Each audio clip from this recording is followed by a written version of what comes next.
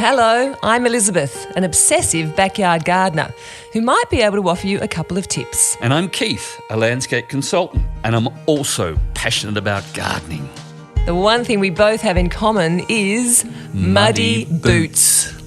Muddy Boots is proudly sponsored by Clyde Compost, the premium compost trusted by gardeners who want results. Packed with goodness, free from nasties, and perfect for healthy soil and thriving plants. Visit ClydeCompost.com and tell Vince we sent you. Spring has well and truly arrived here in Australia, and that means it's the ideal time to get our vegetable gardens in top shape for planting of our spring and summer vegetables. Tomatoes are at the top of just about every gardener's list. But what are the best conditions to give them the healthiest start?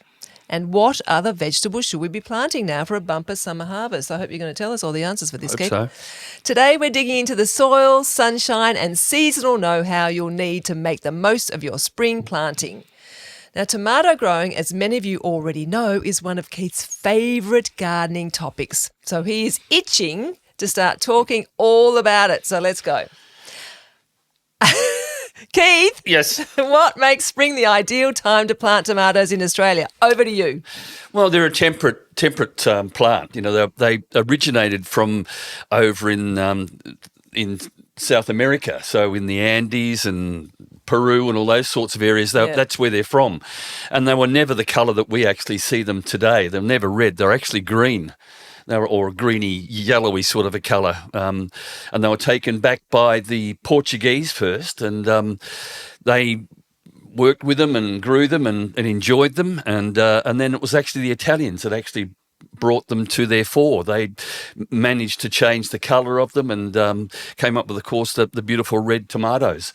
But all those tomatoes, why? Why did they change colour? Why was it necessary to change colour? Well, it wasn't a necessary thing to change the colour. It was just the way that they manipulated things to get something that looked more like something that was, at the stage to be edible. Okay, so green looks like it's green. It's not Green ready. just doesn't look Okay. quite right. Yeah. So. Tomatoes are probably the most grown of all of our vegetables, and the reason for that is that anyone who buys and eats tomatoes from the supermarket or from your greengrocers are buying a hybrid that's been hybridized, it's been manipulated, and it has to be two things. It has to be both produce and box, because it's got to sit on this shelf until someone silly enough comes along and buys it. So it lacks enormous amounts of flavour. And that's where the heirloom varieties tomatoes have come to the fore, because the heirloom tomatoes are classified as open pollinated. So they've got they've got all this incredible flavour, but they don't have the ability to travel. So therefore they're best grown at home rather than grown in enormous quantities and then taken to the supermarkets. Yep. But then, so why is spring the ideal time? What is it about spring? Well, spring, it's not just spring. Spring leading into summer, obviously. It's more summer that we're concerned about. So you wouldn't be planting tomatoes into early spring. No. You're looking at more towards the end of spring for it to go in, because you're looking for a soil temperature of at least about 18 degrees Celsius. Yep. And that then will allow that plant to thrive. Tomatoes are plants that need access to lots and lots of food. So they're looking for cations in the soil, which is the quantity of really good, wholesome food for the actual plant. Okay. So what are the key growing conditions tomatoes need? Soil, sun, water? Yeah. All those things, but it's actually the way that you prepare all that. Yes. So your soil has got to be well nourished, so lots and lots of compost, and something like Clyde compost would be absolutely brilliant to be putting in your soil if you've got access to it. But if you haven't, there's lots of other really, really good composts are available today, as long as they're not coming from green manure, green garden waste. They've got to be properly composted soils. Okay. So apart from Clyde compost, how do we look for these good really good soils. High Point, compost, I should say. There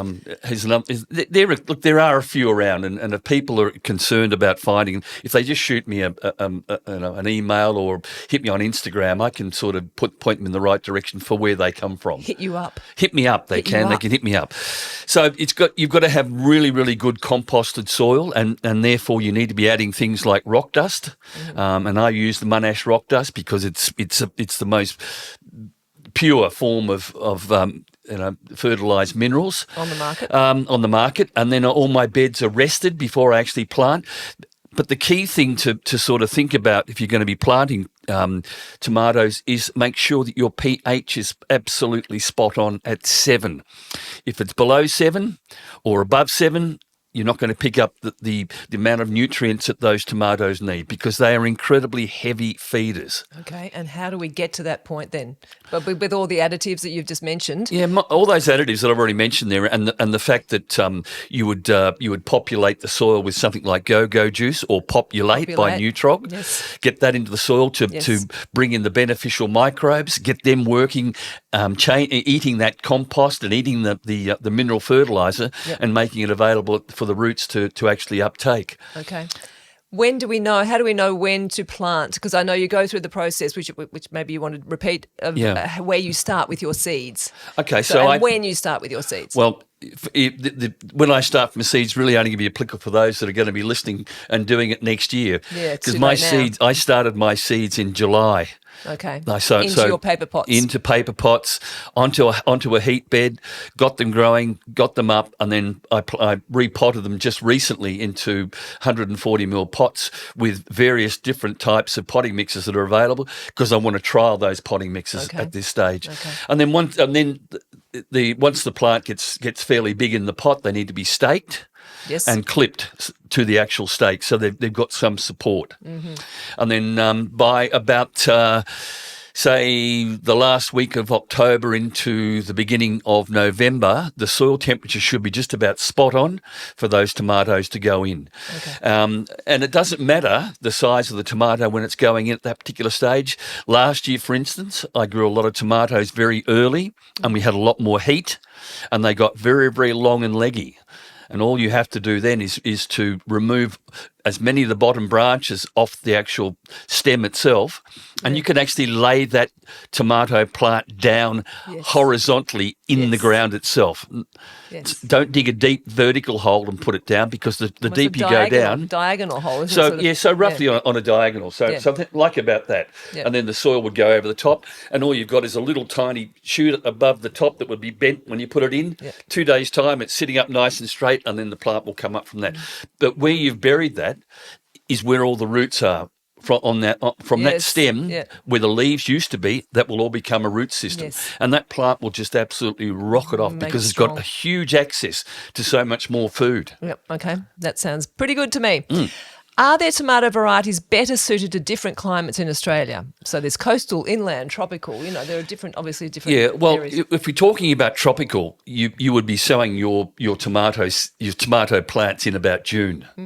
So that's in the tropics. So they're totally different to how we grow it down here in the southern states. Yep. So that's one big key thing. So if you're up in the northern climes, then you're growing your tomatoes and sowing those into the soil in about June, July. So it's a totally different setup to where we have down here. But what about varieties? Varieties, you'll find that a lot of the European varieties, for instance, so things like Black Krim, Black Russian, those darker varieties will actually grow a lot quicker and produce fruit sooner than a lot of the other varieties because they've been grown up in those cold climates, and they've got a very, very short growing time, so that they will produce their fruit a lot quicker in the cooler climes. On the cooler climes. So we're talking about Tasmania then now, are we? Yeah, so Tasmania, that's perfect for all those European varieties. Okay. Yep. Fine. What are some common mistakes people make when planting tomatoes in spring leading into summer? What are the mistakes that people should avoid? Not having your pH right is the first thing, and it is the most important thing, because if your pH is not absolutely spot on, then you're setting yourself up for failure, because those plants will not have the access to the nutrients and the goodness that's in that soil. So therefore they'll be affected. And if you're sowing your tomatoes into the same soil that you grew them in last year, and not doing all the amendments that I do, which is a totally different kettle of fish, then you're setting yourself up for attracting diseases. So you need to make sure that you've got the best possible soils you can possibly get, or do it the way that I do it, and that is I take out a section of the poor soil and replace it with compost. The monash rock dust. Vera soil is also another great thing, because it's worm castings. Yes. And then I finish the whole thing off with flung dung, and then go juice. Go juice. I'm adding the billions of microbes into that soil. Go Nutrog. Yep. Go Nutrog. Are there specific? Oh no, I was going to say. So once the plants have gone into the ground, and when we're talking about maintenance from then on, what are the best and various options to support tomato plants as they grow, like the staking, mulching, pruning, all that sort of thing? What's the support that they need ongoing?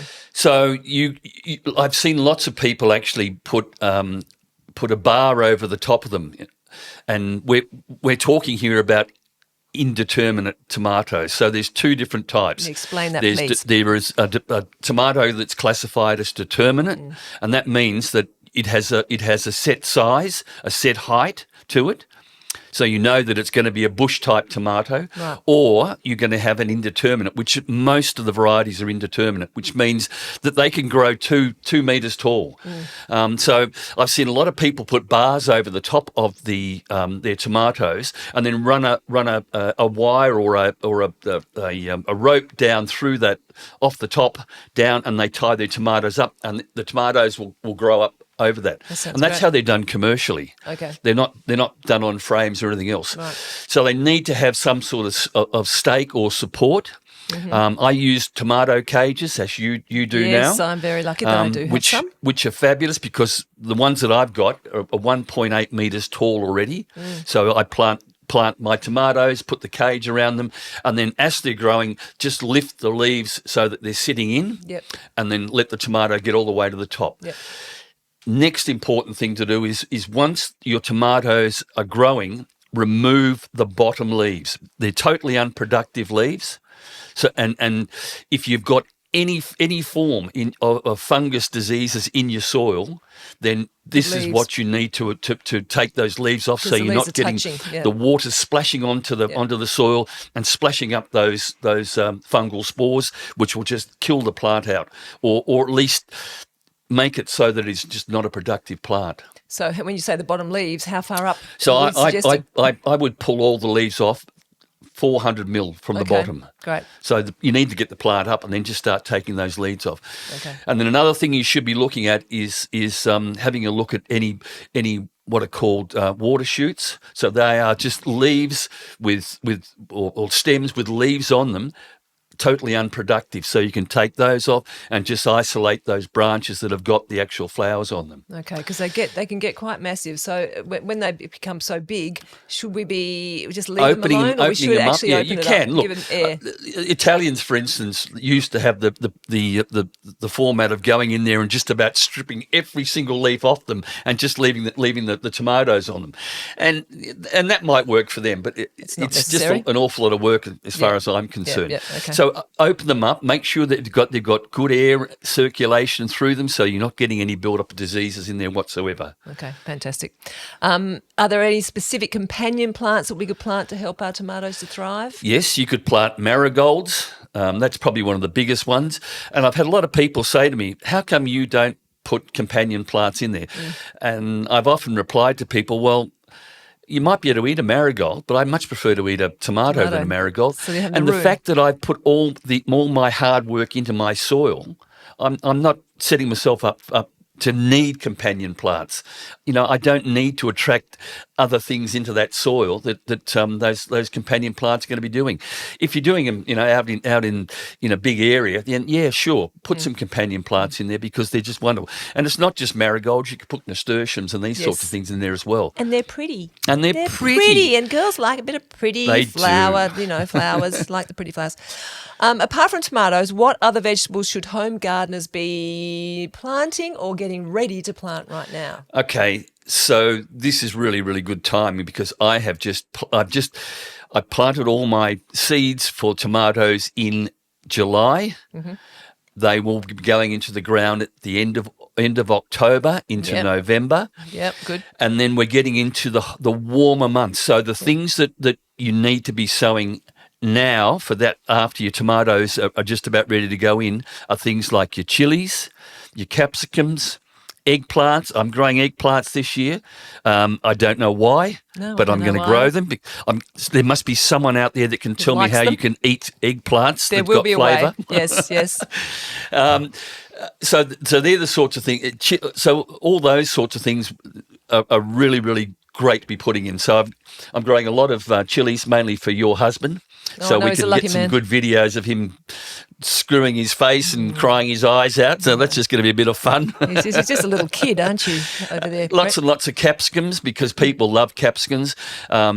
So the ones that I particularly like to grow, the capsicum range, are Chinese Giant and Californian Wonder. They're two rippers. Any of them red or are they all greens? They're all, well, every single capsicum starts out green. Okay. All right. So when you go to a supermarket and you pick up a green capsicum, you're picking one up that is not early. It's too early. Yeah. Okay. So you're getting a slightly different flavour out of the actual capsicum. It's not necessarily ready. It's not going to have the sweetness exactly. A red capsicum is so much sweeter. Yeah. Exactly. Okay. So that's it. So it'll go from green to yellow and then into orange and then into red. Fabulous. And the same thing, can apply to lots of chilies, for instance. Some of them start out green and remain green, but others will start out green and turn into red. So it just depends on what variety you're looking at. Okay. And then eggplants. Eggplants, you mentioned, yes, which we're not really fussed about. I'm growing Joe's Long, which is a very long tapered one. And then also we're growing a deep purple one that's got a bit of a yellow base to it. So. Okay. So everyone, send in your recipes, please, for your eggplant. Yeah, please do. Best favourite eggplant recipes because we need to see them. Are there any quick crops that we can sow in spring for an early harvest that we haven't discussed? Yeah, there is. And one that I'm going to be sowing in maybe November, I'll be planting lots and lots of seeds of baby sun beans. Beans, that's right. Sun beans, that's right. These are a beautiful little thing, and if you can get hold of any, and I've actually posted heaps off to people who have actually contacted me looking for seeds of baby sunbeans. I know that the Diggers Club has them, so if you're really interested, get them. The reason I love them so much is because they are a small, compact form. They're the size of a basketball, but they will actually produce beans for months and months, and that they are stringless. So you don't need to peel them or do anything else. Just go out there and pick them off the bush. Pick them and eat them? Yep, and eat them directly or do whatever you do normally with beans. Yep. So they're a ripper thing. We're too early at this stage to be talking about things like zucchini, cucumbers, pumpkins, watermelons. It's just a little bit too early for that. Yep. We need we'll get to that. soils of around about 25 degrees, 24, 25 degrees Celsius. So it's December. Before those sorts of things will come in. Yeah.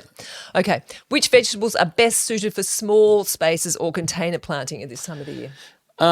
Well, baby sunbeams are perfect. Yeah, well, apart from them. But when we sort of think about small spaces, you can grow pumpkins in a very small space, a vertical space. An arbor. An arbor, An arbor. That's all you need. Or even just a tripod. You can actually grow them up. And we grow all our cucumbers and all our zucchinis on tripods because we want to maximise the amount of space. So it doesn't matter how small an area you've actually got. It's thinking outside the square. Creative thinking. Yeah, and doing it that way. Okay, we've got to talk about the pests and diseases. What should we be on the lookout for when we've got all these plants in the ground? The biggest thing that is happening, and I'm going to be doing some Instagram posts on it soon. You've got to be looking at even down here in Mount Eliza on the Mornington Peninsula, fruit fly. Oh, really? These wonderful neighbours of ours from the north, not from the west, but from the north, are sending down their stinking, rotten, wet Queensland fruit fly. They're working their way down into Victoria, and they are into suburbs in Victoria now. So that is probably going to be the biggest thing to be mindful of, and there are traps you can put out there. And there's lots and lots of products that you can put for fruit flies that will attract either the male or the female as an attractant, or better still, exclusion nettings. So all my vegetables this year, all my tomatoes, I mean, forget about beans because fruit fly won't touch beans, but all your fruiting plants like your tomatoes and your apples and pears. The best thing you can do is put nets over them that have got a 2 mil micron. Yes. Yep. Very, very fine so that the damn things can't get in. Okay. Otherwise, there'd be nothing worse than going there and picking up a tomato and opening it up and finding it's full of maggots. Yeah, we don't want that. And it's not just fruit fly. That's the netting is fantastic for so many. All sorts, because there are caterpillars that will actually get into your tomatoes as well. Yeah. I know. So that's another thing. And of course, a lot of people make the mistake of growing brassicas during the summer months as well. So they're growing things like broccolis and cabbages and cauliflowers. And of course, this is the perfect time of the year for that bloody white butterfly. That's what I was waiting for you to talk about. That your favourite thing? Yep. I have seen it around. And my youngest grandson just loves them. He thinks they're the best thing for entertainment in my backyard because I give him a sprayer that he goes around when they come in, and he just goes around and gives them a hit with a bit of pyrethrum. Oh, well, good. He's a that's it. Helpful grandson. Yep. Can you provide us with any tips for succession planting so we can keep harvesting right through summer?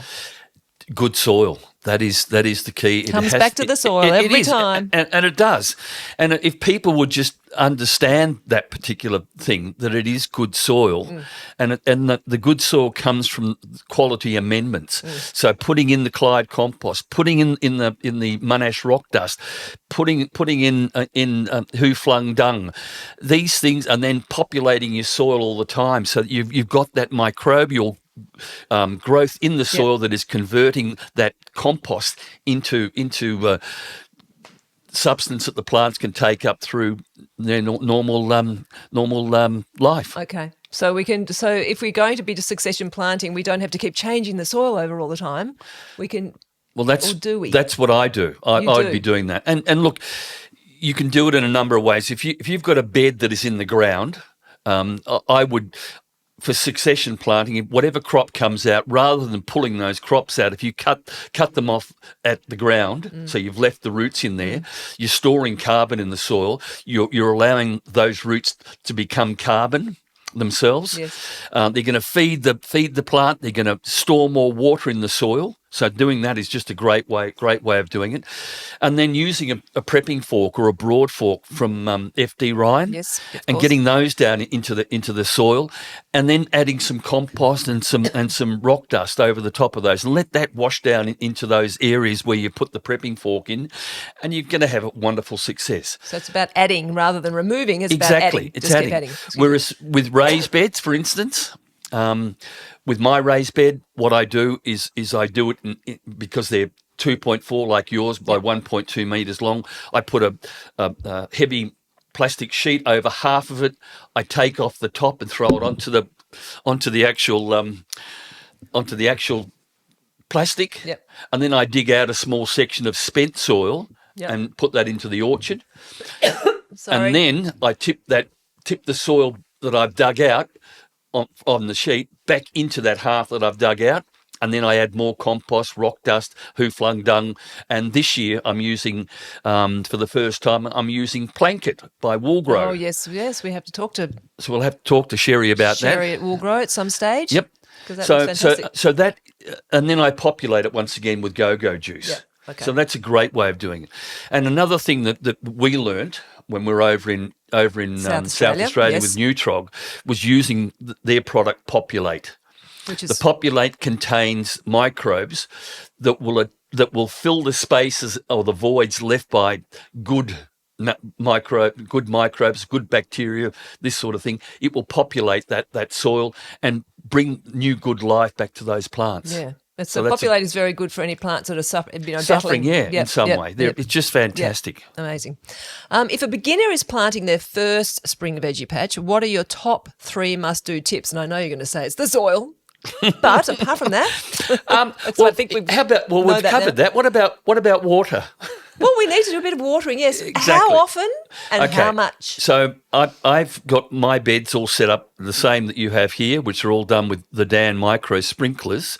So each one of my beds got 4 sprinklers like yours have now on those, and they're all set up off a timer, and my timer comes on every single day on those veggie beds for 10 minutes. 10 minutes? 10 minutes. What happened to the fall? In the middle of summer. No, in the middle of summer. We're talking about summer. 10 minutes in the middle of summer with big plants, because they're the heavy drinkers and heavy feeders. So they're coming on for about 10 minutes. Okay. And water is the key. If you water, the plants need 4 mil of moisture every single day. Got to remember that. All right, got to remember to keep that sprinklers going. Can you think of one vegetable that's often overlooked that people should try growing this spring? Watermelons. Yeah, I haven't tried that. No, watermelons. You need a bit of room for that? Once again, if you can Think grow it up a creatively? tripod, Okay. you don't need to try. grow 100 watermelons, but up a tripod you might get 5 or 6. That would be nice. That would be very nice. And if you train them to go up a tripod or up a climbing structure, they will have the strength in them to hold on to those particular watermelons. They don't need to be grown on the ground. Okay. They will build that strength up in them. I think we should give that a try. And there's a ripper one called Moon and Stars. That's a little black watermelon that's got one big yellow dot on it, and then lots and lots of little tiny yellow ones all the way around it. Wow. And it is beautiful. Sweet. And then, very sweet. And Seedless or seeded? Sorry? Seedless or seeded? No, it's got seeds in it. Okay. Because it's an open pollinated heirloom. It's going to have seeds in it. Okay. The ones that don't have seeds you buy from the supermarket are all hybrids. They've been manipulated that way, so you don't get the seeds, but you don't get the same flavour No, either. it's about flavour. That's right. And then, of course, another thing that people should have a go at growing are melons. Mm-hmm. There are some absolutely stunning little melons that you can grow even in Tasmania. Yeah, really. Little French varieties, for instance. So what sort of melon? Like a honeydew, like a honeydew, right. that sort of melon. So a real sweet one. And to go and harvest one of those out of your garden is amazing. Just the biggest gift you could give yourself. Biggest joy. Absolutely. Fabulous. Well, I think we've got to wrap it up, Keith. We do. So really, that's it on our spring veggie planting chat. You can have a bit of a break, the voice can. We hope you're feeling inspired to get those tomatoes in the ground soon, not yet, but soon, and maybe try a few other vegetables that you haven't grown before. Spring is such a rewarding season in the garden. Everything bursts to life, and with just a bit of planning, and you'll be enjoying fresh, homegrown produce all summer long. Yep. Thank you for listening, and until next time, happy gardening and happy harvesting. Bye. Thank you for listening to Muddy Boots. For more information on today's podcast, please go to muddyboots.net.au and happy gardening.